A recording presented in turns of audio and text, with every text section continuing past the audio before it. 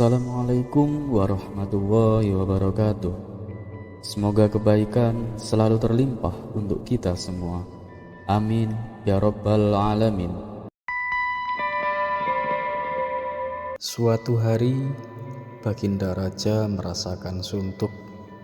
Ia ingin keluar istana untuk menghilangkan rasa jenuhnya. Maka dipanggillah Abu Nawas untuk menemani sang raja jalan-jalan. Singkat cerita, Abu Nawas dan Baginda Raja memulai perjalanannya. Saat dalam perjalanan, Abu Nawas selalu bercerita yang membuat Baginda Raja terhibur. Ketika mereka berdua melintasi tepian pantai, mereka berhenti sejenak untuk beristirahat. Baginda Raja lalu membasuh muka dan tangannya dengan air laut. Maka terbesitlah dalam benak Baginda Raja akan sebuah pertanyaan. "Hei Abu Nawas, menurutmu kenapa air laut itu asin?" tanya Baginda Raja. "Karena air laut itu tidak mengalir kemana-mana, Paduka. Ia senantiasa di tempatnya. Nah, untuk mencegah agar air laut itu tidak busuk, maka para leluhur kita dulu memberinya garam. Itulah sebabnya air laut menjadi asin," jawab Abu Nawas sekenanya. Mendengar itu, Baginda Raja tertawa terbahak-bahak dan perjalanan mereka berdua pun akhirnya dilanjutkan. Tak berapa lama, dari kejauhan mereka berdua melihat sebuah benda berkilauan. "Benda apa itu Abu Nawas? Ayo kita ke sana," ajak Baginda Raja.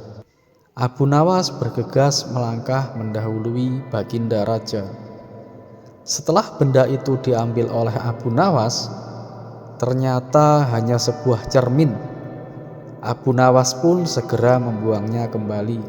Melihat hal itu, Baginda Raja terkejut.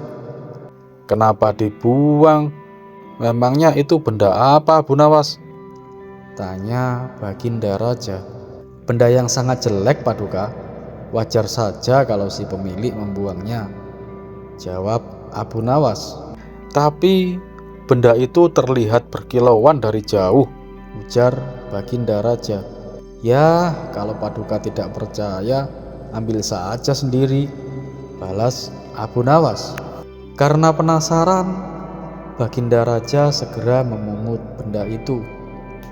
Setelah diamati, ternyata itu hanyalah sebuah cermin. Baginda Raja lalu berkata, "Ini kan cuma cermin, Abu Nawas. Kenapa kau bilang kalau benda ini sangat jelek?" tanya Baginda Raja.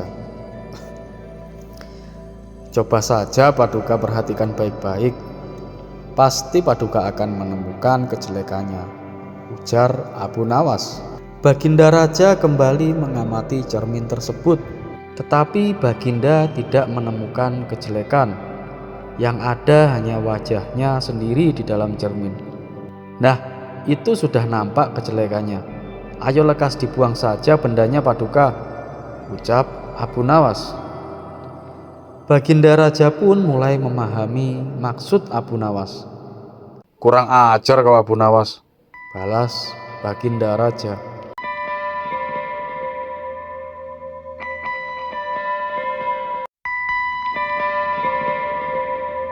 Dikisahkan, Abu Nawas mempunyai keledai yang sering kali pergi secara tiba-tiba. Tapi tidak berapa lama kemudian, ia kembali pulang ke kandangnya. Untuk mengantisipasi kejadian ini terus berulang, Abu Nawas mengikat si keledai dengan tali yang kuat. Akan tetapi, karena saking cerdiknya, si keledai bisa melepaskan diri dan pergi entah kemana. Barulah setelah hari menjelang sore, si keledai pulang kembali hingga pada suatu malam tetangganya mengabarkan kalau keledai milik Abu Nawas tak ada di kandangnya. "Abu Nawas, Abu Nawas!" teriak tetangganya sambil menggedor-gedor pintu rumah Abu Nawas. Abu Nawas pun keluar, membukakan pintu dan menemui tetangganya itu. "Ada apa?" tanya Abu Nawas. "Keledaimu hilang," kata si tetangganya memberitahu. Anehnya, Abu Nawas bukannya terkejut ataupun panik. Dia malah merasa bersyukur. "Alhamdulillah," ucap Abu Nawas. Tetangganya itu tentu saja menjadi heran dengan tingkah aneh Abu Nawas ini. "Hei Abu Nawas, sudah gila ya kamu? Keledaimu hilang, kok malah bersyukur?" tanya si tetangga. "Ya, keledai saya memang sering menghilang, tapi kalau udah sore dia pulang sendiri," jawab Abu Nawas. "Loh, ini kan sudah larut malam Abu Nawas. Berarti keledaimu benar-benar hilang untuk selamanya," balas tetangganya. "Nah, justru itu aku bersyukur, karena rencananya tadi siang itu aku ingin pergi dengan menaiki keledai tersebut. Untungnya nggak jadi. Coba kalau aku jadi menunggangi keledai itu, pasti aku akan ikut hilang juga bersamanya," timpal Abu Nawas. "Oh alah, dasar orang aneh," sahut tetangganya sambil berlalu meninggalkan Abu Nawas.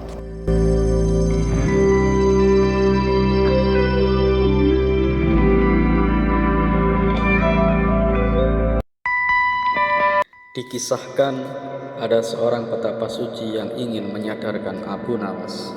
Menurut dia, apa yang dilakukan Abu Nawas tidaklah mencerminkan manusia yang memiliki etika moral kesopanan.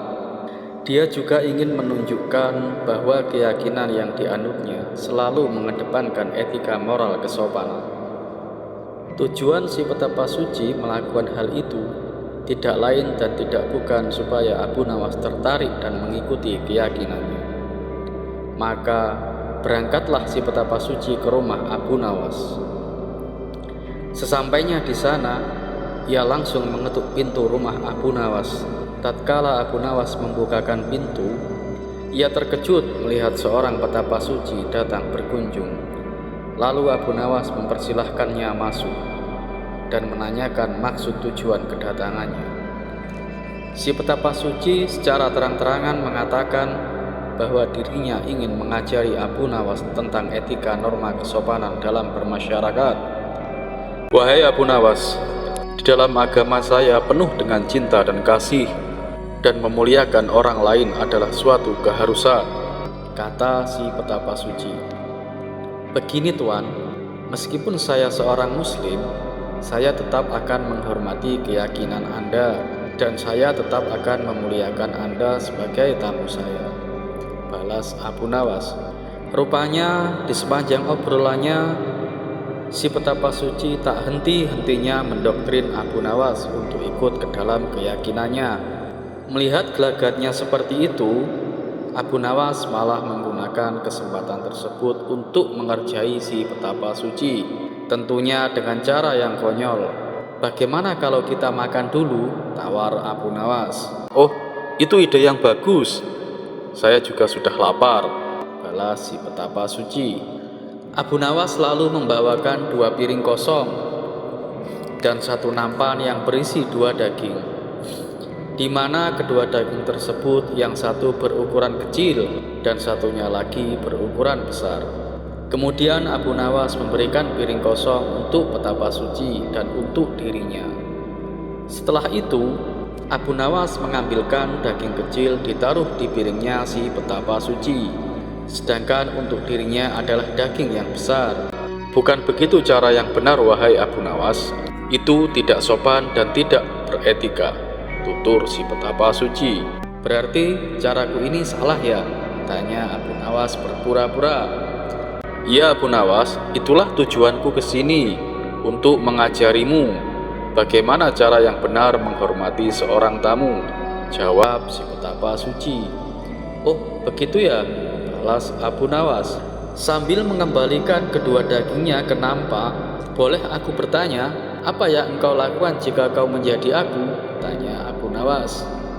Begini caranya Abu Nawas, aku akan mengambilkan daging yang besar untukmu, kata si petapa suci. Abu Nawas pun mengambil daging yang besar dan ditaruh di piringnya sendiri. Lalu aku mengambil daging yang kecil untuk diriku sendiri, kata petapa suci melanjutkan. Abu Nawas pun mengambil daging yang kecil dan menaruhnya di piring petapa suci. Mari silahkan dimakan, jawab Abu Nawas menyodorkan. Sementara Abu Nawas langsung memakan daging yang besar yang berada di piringnya, si petapa suci terpaksa hanya mendapatkan daging kecil untuk dimakannya.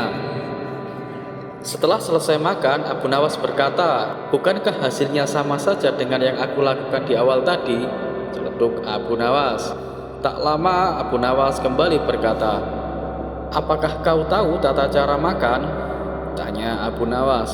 "Oh, itu sangat mudah. Pertama, saya memanjatkan syukur atas rezeki yang aku dapatkan. Setelah itu, aku memakannya dengan perlahan, serta mengunyahnya dengan mulut tertutup," jawab petapa suci. "Yang kamu lakukan itu salah," balas Abu Nawas. "Kenapa salah? Itu sudah sesuai etika dan norma, cara menghormati sebuah makanan," ujar petapa suci tidak terima. "Jelas itu salah. Harusnya kamu teliti dulu apakah makanan yang kamu dapatkan dari cara yang halal atau cara yang haram. Bila kamu memakan makanan yang haram dengan 1000 adab sekalipun, maka itu tidak akan memberi manfaat sama sekali. Makanan haram justru akan menyebabkan hatimu menjadi hitam," jelas Abu Nawas. Merasa dirinya malah dipermainkan Abu Nawas, si petapa suci akhirnya pamit pulang dan pergi meninggalkan Abu Nawas. Begitulah kali ini ceritanya sahabat, dan seperti biasa kisah selanjutnya.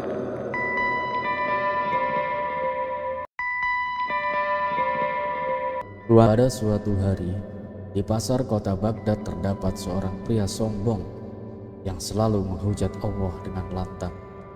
Ia sering berteriak di tengah kerumunan, "Jika Allah memang ada, tunjukkan kepadaku. Aku tidak takut, karena aku bisa melakukan apa saja."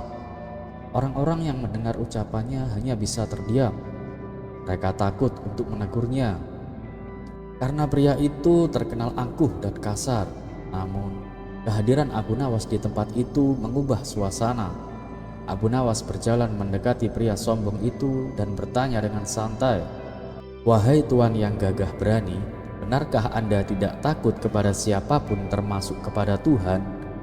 "Benar sekali," jawab pria itu dengan congkak.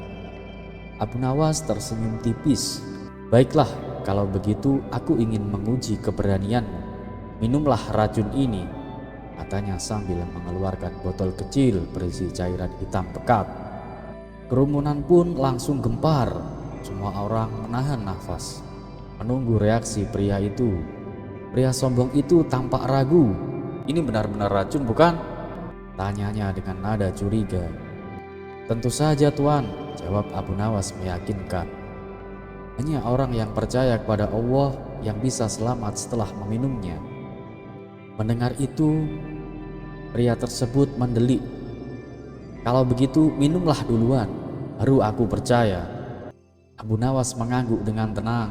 Ia membuka botol itu, menuangkan cairan hitam ke tangannya, lalu meminumnya dengan santai. Bahkan ia berpura-pura menikmati dan berkata, Rasanya enak seperti madu." Orang-orang tercengang. "Wah, selamat," seru mereka kagum. Tak ingin kalah, pria sombong itu akhirnya mengambil botol tersebut dan menenggak isinya dengan angkuh. Namun, begitu cairan itu masuk ke tenggorokannya, wajahnya langsung berubah. "Apa ini? Kenapa tubuhku panas sekali?" teriaknya panik sambil muntah-muntah dan memegangi perutnya. Orang-orang terkejut, sementara Abu Nawas hanya tertawa kecil. "Tuan, ini bukan racun. Ini hanya campuran jahe dan rempah-rempah. Rasa pahit dan panas itu berasal dari ketakutanmu sendiri." Pria itu terdiam, wajahnya memerah karena malu. Dengan suara bergetar, ia berkata, "Aku salah, aku tidak seharusnya menghujat Allah. ampunilah aku." Abu Nawas tersenyum penuh kemenangan. "Semoga kejadian ini bisa menjadi pelajaran bagimu bahwa kekuatan manusia tidak ada apa-apanya dibandingkan dengan kekuatan Tuhan."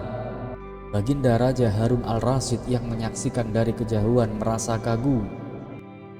Akhirnya pria sombong itu pergi dari alun-alun dengan kepala tertunduk, menjadi bahan tertawaan banyak orang. Kisah selanjutnya. Apa yang lebih jahat dari setan? Pada suatu hari, Baginda Raja memanggil Abu Nawas ke istana dengan senyum penuh teka-teki. Baginda Raja memang gemar menguji kecerdasan Abu Nawas. "Wahai Abu Nawas, aku punya pertanyaan yang tak bisa dijawab oleh siapapun di kerajaanku. Jika kau berhasil menjawabnya, kau akan mendapatkan hadiah emas. Namun, jika gagal, kau harus membersihkan kandang kuda selama sebulan penuh," kata Baginda. Abu Nawas tersenyum. Ia tahu pertanyaan dari Baginda Raja pasti rumit dan menjebak, tetapi ia tetap percaya diri. "Baiklah Paduka, apa pertanyaan itu?" Baginda Raja mendekat dan bertanya. "Apa yang lebih jahat daripada setan dan iblis?" Abu Nawas terdiam sejenak. Jika ia menjawab dengan sembarangan, jawabannya tidak akan diterima oleh Baginda Raja. Maka ia berkata, "Paduka yang mulia, pertanyaan ini sangat besar dan membutuhkan pemikiran yang mendalam. Mohon beri hamba waktu 3 hari untuk mencari jawabannya." Baginda Raja tersenyum licik. "Baiklah, tapi ingat, jawabanmu harus memuaskanku." Hari pertama, Abu Nawas pergi ke pasar untuk mengamati tingkah laku orang-orang. Ia melihat seorang pedagang yang mencurangi timbangannya agar mendapatkan keuntungan yang lebih besar. Mungkin ini lebih jahat daripada setan, pikir Abu Nawas. Hari kedua, ia melihat seorang pejabat yang menindas rakyat kecil, memaksa seorang petani membayar pajak lebih tinggi dengan ancaman menyita tanahnya. Ini lebih jahat lagi, umam Abu Nawas. Namun ia masih merasa ada sesuatu yang lebih jahat. Maka ia menemui seorang alim ulama dan bertanya, "Apa yang lebih jahat daripada setan?" Sang alim tersenyum dan berkata, "Setan memang musuh yang nyata, tetapi mereka hanya bisa menggoda. Manusia bisa lebih jahat ketika mereka mengikuti hawa nafsu tanpa kendali. Dengan akalnya, manusia bisa menipu, menyurangi, dan menindas orang lain. Itulah kejahatan yang sesungguhnya." Mendengar itu, Abu Nawas merasa tercerahkan. Pada hari ketiga, ia kembali ke istana. Baginda Raja menatapnya penuh rasa ingin tahu. "Jadi, Abu Nawas, apa jawabanmu?" Abu Nawas membungkuk dengan hormat dan menjawab, "Paduka yang mulia, yang lebih jahat daripada setan adalah manusia yang menggunakan akalnya untuk berbuat kejahatan." Baginda mengernyitkan dahi lalu berkata, "Jelaskan, apa maksudmu Abu Nawas?" Abu Nawas melanjutkan, "Setan hanya menggoda, tapi manusia memiliki akal yang bisa membedakan baik dan buruk. Ketika manusia sengaja menggunakan akalnya untuk mencurangi orang lain, menindas yang lemah, atau merusak dunia demi kepentingannya sendiri, maka manusia lebih jahat daripada setan. Sebab setan hanyalah menggoda, tetapi manusialah pelaku kejahatan sejati." Baginda Raja terdiam. Ia merenungkan kata-kata Abu Nawas. "Luar biasa. Aku tidak menyangka kejahatan sejati bukan berasal dari setan, tetapi dari manusia yang tidak menggunakan akalnya dengan bijak." Para menteri dan penasehat pun mengangguk setuju. Sejak hari itu, kebijakan Abu Nawas semakin dikagumi rakyat. Kisah-kisah Abu Nawas selalu mengandung hikmah dan pelajaran yang mendalam. Ia tidak hanya dikenal karena kecerdasannya, tetapi juga karena kemampuannya memberikan pelajaran dengan cara yang unik. dan menghibur. Semoga kisah-kisah ini bisa menjadi inspirasi bagi kita semua. Terima kasih dan wassalamualaikum warahmatullahi wabarakatuh. Kala itu, negeri Baghdad sedang dilanda musim dingin, terutama saat malam tiba. Angin bertiup kencang hingga hawa dingin terasa menusuk tulang. Akibatnya, jalanan menjadi sepi tanpa aktivitas sama sekali. Sementara itu, Baginda Raja sedang duduk di singgasananya, berkata kepada Panglima prajurit, Panglima, dalam situasi seperti ini, kamu harus tetap waspada, jangan lengah. Kondisi jalanan kota Baghdad yang sepi bisa dimanfaatkan oleh pencuri untuk melancarkan aksi jahatnya, terutama pada malam hari. Sang Panglima pun menjawab, "Siap Paduka Yang Mulia. Saat malam tiba, saya sudah menugaskan beberapa prajurit di setiap sudut jalan untuk berjaga Paduka. Jadi, rakyat tak perlu khawatir, rumah mereka akan aman dari aksi perampokan." Mendengar itu, Baginda Raja pun merasa lega. Bagus, keamanan rakyatku harus diutamakan, Ujar Baginda Raja. "Siap Paduka Yang Mulia. Tapi saya ingin mengajukan permintaan Paduka. Ini menyangkut prajurit-prajurit yang berjaga pada malam hari. Mereka semua kedinginan saat bertugas Paduka. Saya ingin mereka diberikan baju mantel yang tebal agar bisa fokus menjalankan tugasnya Paduka," pinta sang Panglima. Baiklah Panglima, minta saja pada bendahara kerajaan supaya memberikan baju mantel untuk mereka, balas Baginda Raja. Berbicara soal dinginnya malam, tiba-tiba Baginda Raja teringat akan sesuatu. Terbesit ide konyol di kepalanya untuk menantang Abu Nawas. Wahai pengawal, suruh Abu Nawas menghadapku sekarang juga, Perintah Baginda Raja. Beberapa pengawal istana pun segera berangkat menuju rumah Abu Nawas. Dan tak lama kemudian Abu Nawas tiba di istana dan menghadap Baginda Raja. "Ampun Paduka Yang Mulia, ada gerangan apa Paduka memanggil hamba?" tanya Abu Nawas. Aku ada tantangan untukmu Abu Nawas. Jika berhasil, kamu akan mendapatkan hadiah uang yang banyak, kata Baginda Raja. Tentu saja Abu Nawas langsung tertarik dengan tawaran tersebut. "Kalau boleh tahu, tantangannya apa Paduka?" tanya Abu Nawas penasaran. Tantangannya sederhana saja Abu Nawas, jawab Baginda Raja. Kamu harus sanggup bermalam di puncak gunung, tapi ada syaratnya, kamu tidak boleh mengenakan baju sehelai pun. Sejenak Abu Nawas terdiam. Jangankan di puncak gunung, di luar rumah saja cuaca sudah sangat dingin, pikir Abu Nawas. Namun karena sedang sangat membutuhkan uang, ia pun akhirnya menerima tantangan tersebut. "Baiklah Paduka, saya bersedia. Silahkan Paduka tentukan kapan waktunya," ucap Abu Nawas. Nanti malam Abu Nawas, tegas Baginda Raja. Dan malam pun tiba.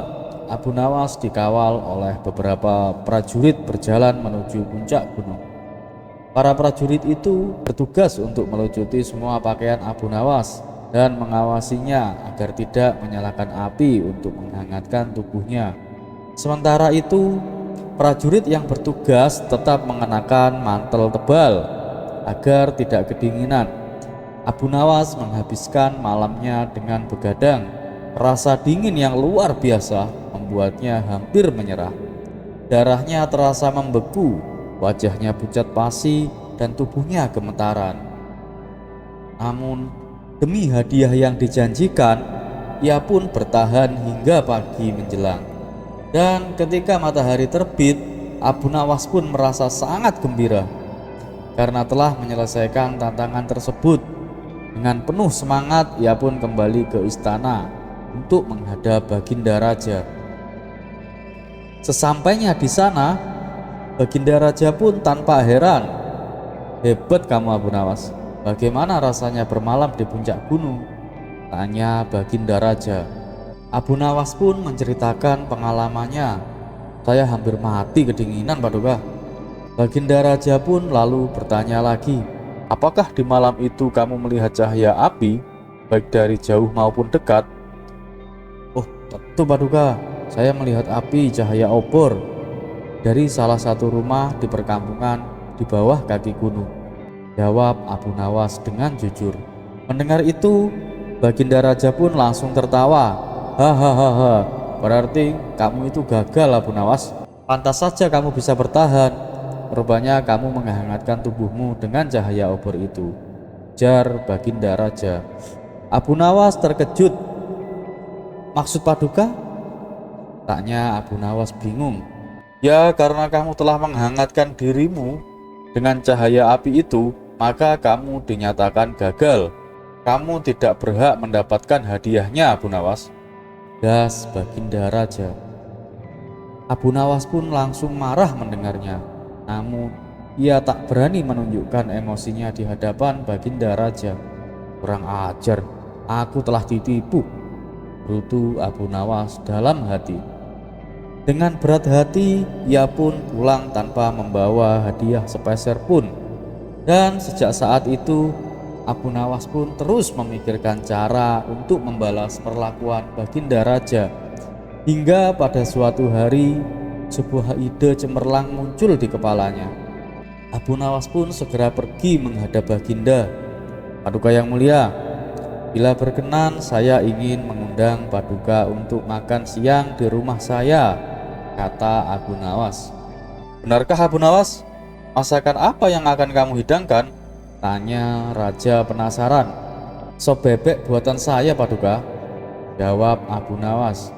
Mendengar itu, Baginda Raja langsung mengiyakan. Ia tahu betul bahwa Abu Nawas terkenal jago memasak, terutama sop bebeknya yang sangat luar biasa lezat.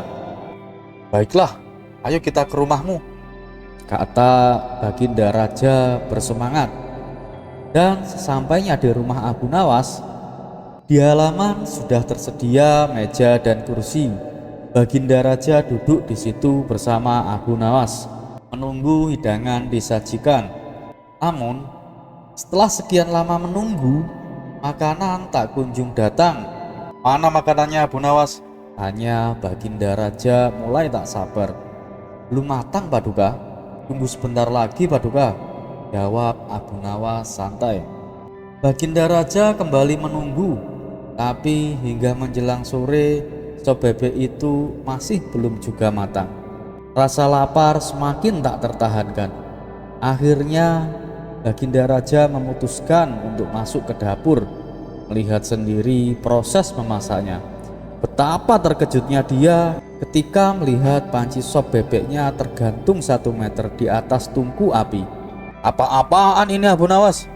Kamu mau mempermainkanku? Hardik Baginda Raja. Dengan wajah yang polos, Abu Nawas pun menjawab, loh, emangnya kenapa, Paduka? Bukankah saya sudah memasaknya dengan benar? Nah, mungkin sop bebeknya ini bisa matang.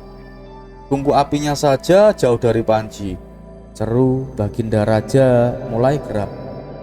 Abu Nawas pun tersenyum dan berkata, apakah Paduka lupa? Dulu saat saya bermalam di puncak gunung, Paduka menyatakan saya gagal hanya karena saya melihat cahaya obor dari kejauhan. Kalau menurut Paduka jarak sejauh itu bisa menghangatkan tubuh saya, maka api yang hanya berjarak 1 meter dari panci ini seharusnya kan bisa membuat sop bebek matang, Paduka. Mendengar itu, Baginda Raja yang tadinya emosi justru tertawa terbahak-bahak. Cara balas dendammu memang cerdik, Abu Nawas, puji Baginda Raja. Dan akhirnya untuk menebus kesalahannya, Baginda Raja memberikan hadiah yang telah dijanjikan kepada Abu Nawas.